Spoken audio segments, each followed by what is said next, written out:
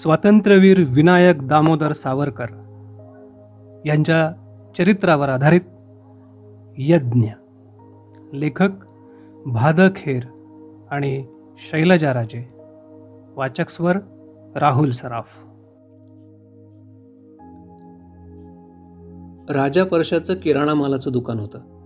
त्यांनी आपल्या दुकानातील दाणे आणि गूळ या जिन्सा चोरून आणल्या होत्या. तेथूनच क्रांतीच्या गुप्त कारवायांना प्रारंभ झाला होता. शुद्धीकरण समारंभानंतर गूळ दाण्याचा प्रसाद वाटण्यात आला. त्याच दिवशी आम्ही आमचं ते विटाळलेलं देऊळही शुद्ध करून टाकलं. आमच्याबरोबर भीमा महारही भीत भीत देवळात आला होता. त्याच्या आजोबानं हे देऊळ विटाळलं होतं. आता भीम्यानं ते शुद्ध केलं होतं, पवित्र केलं होतं. महारांचा मंदिर प्रवेशही आम्ही त्याच दिवशी घडवून आणला. मग आम्ही पालखी काढली. अण्णांनीच आम्हाला ही पालखी तयार करून दिली होती. आम्ही सकल हिंदू बंधू बंधू हे गाणं म्हणत आणि घरी सापडले तेवढे झांज जोड वाजवीत आमची पालखी साऱ्या गावातून मिरवली. गावातल्या मशिदीवरून मिरवणूक गेली तरी आमची वाद्य थांबली नाहीत. मशिदीजवळ पालखी येताच मोहन मोडक यानं मुद्दाम पालखीला खांदा दिला. त्या दिवशी साऱ्या गावात तोच कौतुकाचा विषय होता. मुलांचे खेळ म्हणून आमचं शुद्धीकरण आणि मंदिर प्रवेश या गोष्टी पचून गेल्या. मोहन मोडक यानं हिंदूंच्या पालखीला खांदा दिला ही गोष्टही त्याच सदरात पचून गेली. त्या दिवसापासून आम्ही युसुफला मोहन म्हणून हाक मारू लागलो. विटाळलेल्या महादेव मंदिराला पावन मंदिर असं म्हणू लागलो. श्रीमंतांच्या पोरांचे लहरी खेळ म्हणून आमच्या त्या खेळांकडे साऱ्यांनीच दुर्लक्ष केलं. पण तेच आमच्या पथ्यावर पडलं. आम्ही एक एक पाऊल उचलू लागलो. त्या प्रसंगानं मात्र भगूर गावात एकच खळबळ उडवून दिली.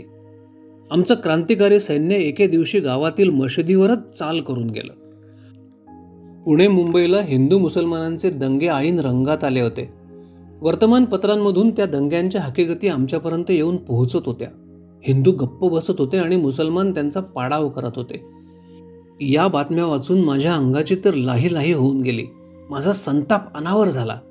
हे हिंदू गप्प का बसतात? हे हिंदू नेभळे का आहेत? असे प्रश्न माझे मलाच मी विचारू लागलो. त्या प्रश्नांची उत्तरही मीच देऊ लागलो. छे छे, हिंदू कधीच गप्प बसणार नाहीत. हिंदू नेभळे थोडीच आहेत. आणि त्या संतापातूनच त्या वेशी बाहेरच्या मशिदीवरील चढाईची कल्पना निघाली. आम्ही मोर्चे बांधले. कोणत्या मोर्चावर कोणी उभं राहायचं तेही निश्चित झालं. शिवाजीची भूमिका अर्थात माझ्याकडेच आली. शिवाजीला घोडा हवाच. राजा परशाच्या घरचं तट्टू हा शिवाजीचा श्यामकर्ण वारू बनला. भीम्या महार तोफगोळ्याचा प्रमुख झाला. गलोली या तोफा आणि निंबोळ्या हे तोफगोळे. भीम्यानं दारुकोळा सज्ज ठेवला. एका हातात जरी पटका घेऊन मी अश्वारूढ झालो. दुपारची वेळ होती. ऊन मी म्हणत होतं. शत्रू गाफील होता. शत्रू गाफील असताना गनिमी कामानं त्याच्यावर प्रहार करणं हा तर शिवाजीचा बाणा. मी इशारत दिली. माझ्या श्यामकर्ण अश्वाबरोबर सैन्य चालू लागलं. रणवाद्यांसाठी आम्हाला फक्त झांजा मिळाल्या.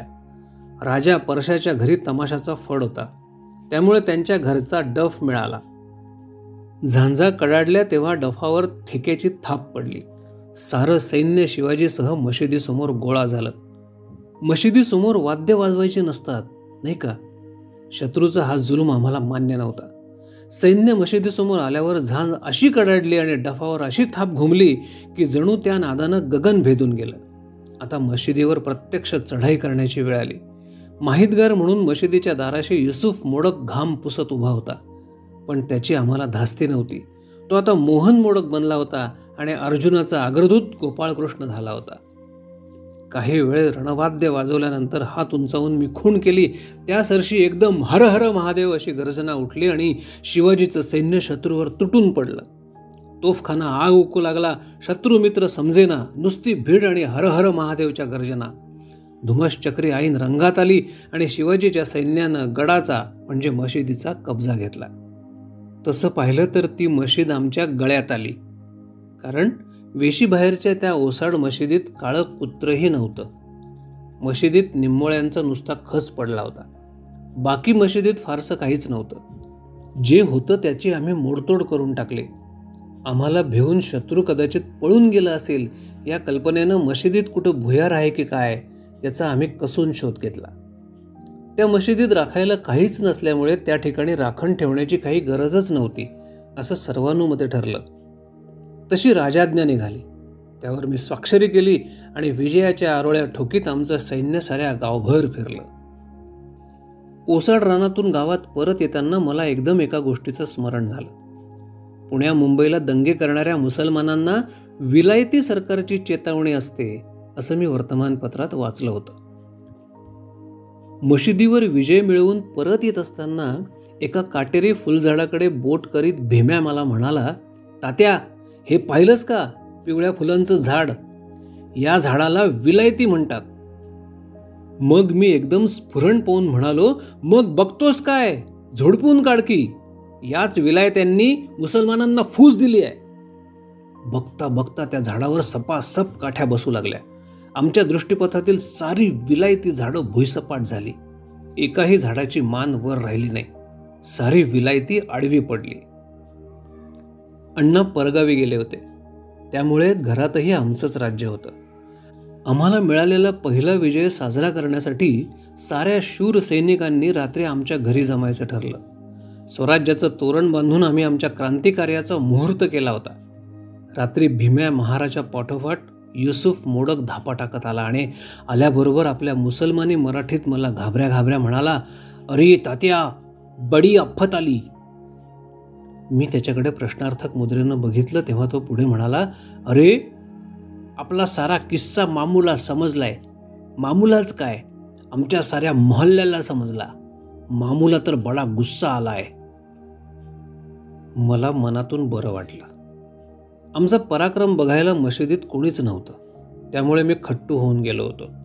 परंतु आमचा पराक्रम मुसलमान मोहल्ल्याच्या कानावर गेला होता हे ऐकून मी आनंदून गेलो. म्हणालो, मोहन, अरे ही आफत कसली? आपल्या दृष्टीनं तर ही खुशीची बातमी आहे. त्याच घाबऱ्या मुद्रेनं युसुफ म्हणाला, अरे आपल्या दृष्टीनं ते ठीक आहे, पण आमचा सारा मोहल्ला भडकून गेलाय. बम्मन के बच्चास कुठेतरी गाठून त्याच्या तोंडात बोंबील मासा कोंबायचा मनसुबा रचलाय बघ त्यांनी. मग खाली मान घालून तो पुढे म्हणाला, तात्या, तुझ्या तोंडात बोंबील कोंबलं तर काय इज्जत राहिली? मला हिंदू काफर बनवल्याचंही त्यांना मालूम पडलंय बघ. आमच्या मोहल्ल्यात बडा कालवा उठलाय. कसं सांगू तुला? क्या कहूं, कैसे कहूं? या वेळेपर्यंत आमचे सारे शूर सैनिक गोळा झाले होते. युसुफच्या मामूची हकीकत ऐकून पहिल्या प्रथम जो तो धास्तावून गेला. पण मग त्या प्रश्नाचा निर्णय करावा त्याप्रमाणे मोठ्या आत्मविश्वासानं मी म्हणालो, अरे, शिवाजीनं तोरणा घेतला तेव्हा विजापूर दरबार असाच नाराज झाला. तानाजी मालुसरे, बाजी पासलकर, येसाजी कंक, बाजीप्रभू देशपांडे अशा अनेक बहादूर मित्रांनी एकत्र जमून रोहिडेश्वराच्या मंदिरात स्वातंत्र्याची शपथ घेतली तेव्हा विजापूरकरांना आणि मोगलांना आनंद थोडाच झाला होता. त्यांनाही या युसुफच्या मामूप्रमाणे गुस्साच आला होता. माझ्या तोंडात बोंबील कोंबण्याची म्हणे या मामूंनी प्रतिज्ञा केली आहे. शिवाजीची तर गर्दन मारण्याची प्रतिज्ञा मोगलांनी केली होती. शत्रूच्या अशा प्रतिज्ञांनी घाबरून कसं चालेल? बोला, हर हर महादेव. एकदम हर हर महादेवची गर्जना उठली. युसुफही त्या घोषणेत सामील झाला. सारा रंग पालटला. साऱ्या बाल सैनिकांची मनं शौर्याच्या कल्पनेनं थरारून उठली. हर हर महादेव काही केल्या संपेना. परंतु एवढ्यात बाबा आला आणि माझ्याकडे बघत गांभीर्याचा आव आणून म्हणाला, महाराजांनी आपल्या शूर सैनिकांसह भोजनाला उठावं. त्या दिवशी बाबानं केलेला झुणका भाकरीचा बेत मी आजन्म कधी विसरलो नाही. माझ्या पुढील आयुष्यात झुणका भाकरीची असंख्य सहभोजनं मी जेवलो. पण आमच्या विजयाप्रित्यर्थ त्या रात्री बाबानं स्वहस्ते केलेलं झुणका भाकर भोजन माझ्या कायमचं ध्यानात राहिलं. हर हर महादेवच्या गर्जनेतच आमचं सहभोजन संपलं. जेवताना भीम्या महार माझ्या शेजारी बसला होता. त्याच्या शेजारी युसुफ मोडक होता. त्यानंतर हव्या त्या ठिकाणी हवा तो सैनिक बसला होता. लहानपणापासून मी कधीच जातीभेद मानलेला नाही. जन्मजातीच्या बळावर उच्च नीच हे भेदाभेद मानले जाऊ नयेत ही शिकवण लहानपणापासूनच माझ्या रोमरोमी भिनली होती. जे जे मी जगाला सांगितलं ते मी प्रथम अनुसरलं. त्यामुळे ते सांगण्याचा अधिकार मला आपोआप प्राप्त झाला होता. पंगत सुरू झाली तेव्हा प्रत्येकानं श्लोक म्हणायचा बूट निघाला. पहिली पाळी अर्थात माझी. काव्यदेवतर तर त्याही वयात मला पूर्णपणानं प्रसन्न होते. मी म्हटलेल्या काव्याचे नेमके शब्द मला स्मरत नाहीत, पण की घेतले व्रत नहे आम्ही अंधतेने या माझ्या श्लोकाच्या धर्तीवरच मी तिथल्या तिथे एक श्लोक रचून प्रसंग साजरा केला. माझ्यानंतर भीम्यानं श्लोक म्हणायला सुरुवात केली. हेंगाड्या स्वरात त्यानं तुकारामाचा अभंग म्हणला. ऐसे कैसे हे सोवळे शिवता होते ते ओवळे. हा अभंग म्हणताना त्यानं एवढा हेटाळण्याचा स्वर काढला आणि असे विचित्र हावभाव केले की आमची हसता हसता मुरकुंडी वळली. मग साऱ्या पंक्तीचा मोहरा वळला तो युसुफ मोडक याच्याकडे. त्याला कसला श्लोक येणार, पण पंक्तीचा आग्रह काही केल्या खंडेना. वाढत असताना बाबा एकदम त्याच्यासमोर उभा टाकला आणि म्हणाला, हां म्हण, मी सांगतो तुला श्लोक. मग समर्थांचं साह्य घेऊन आणि स्वतःच्या पदरचं जोडून बाबानं सांगायला प्रारंभ केला. बुडाला औरंग्या पापी ब्लेंछ धर्म बुडाला, उदंड जाहले पाणी स्नान संध्या करावया. बाबानं सांगितलेला हा श्लोक म्हणताना युसुफचा जीव कंठाशी आला. त्याला शब्दांचे उच्चार काही नीट करता येईनात. म्लेंछ हा शब्द म्हणताना मत्स्य असा त्याचा उच्चार ऐकू येई. सारे हसायला लागले, पण युसुफ चिडला नाही.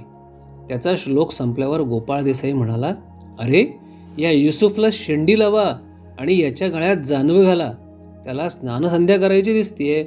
यावर पंगत मनसोक्त हसली. यज्ञ. लेखक भादखेर आणि शैलजा राजे. वाचक स्वर राहुल सराफ.